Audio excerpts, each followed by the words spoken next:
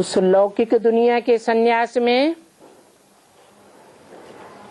और तुम ब्राह्मणों के सन्यास में बहुत फर्क है।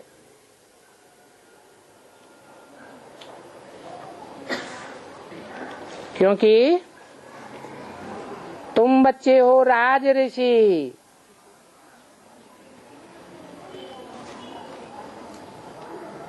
राजयोगी,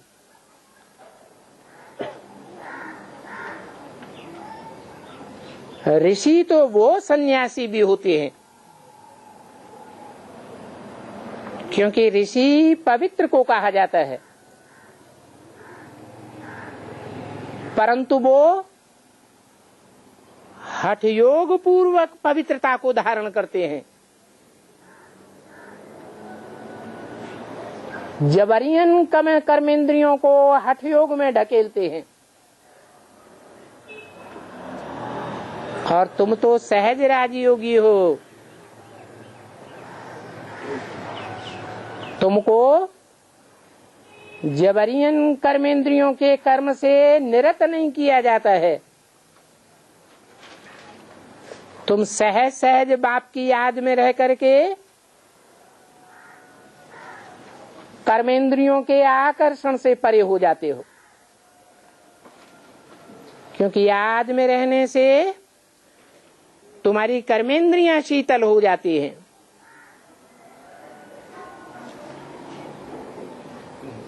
जो कर्मेंद्रियां शीतल हो जाती हैं वो विकारों की वो मार नहीं मारती हैं जो आसुरी रावण संप्रदाय विकारों की मार मरते हैं और मारते हैं।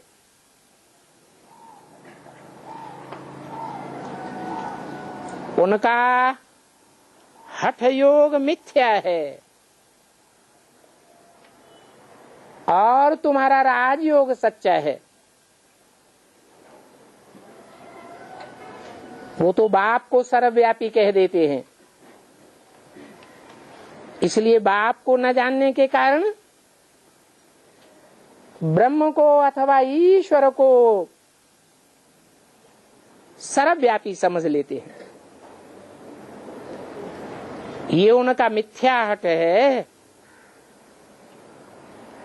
दूसरी बात है, वो शरीर को बहुत तकलीफ देते हैं।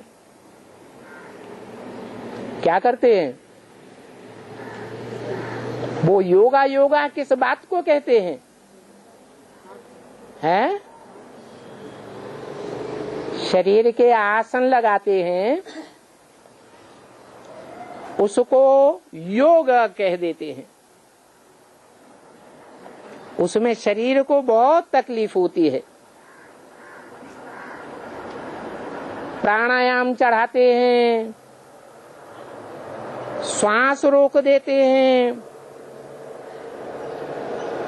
हर बात में उनका हठ योग ही हठ योग है।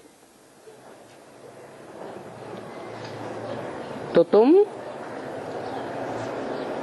राज ऋषि हो, राजाई प्राप्त करने के लिए राजयोग सीखते हो,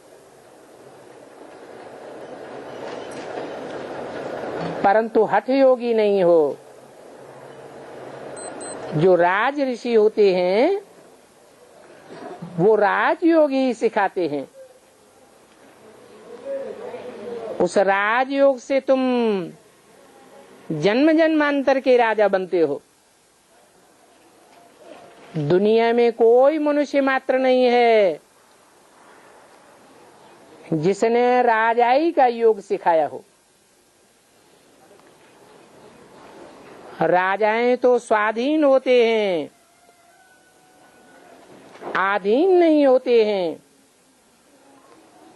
एक बाप ही स्वाधीन बनना सिखाते हैं, राजा बनना सिखाते हैं, और तो दुनिया में सब मनुष्य मात्र आधीन ही आधीन बनाते हैं।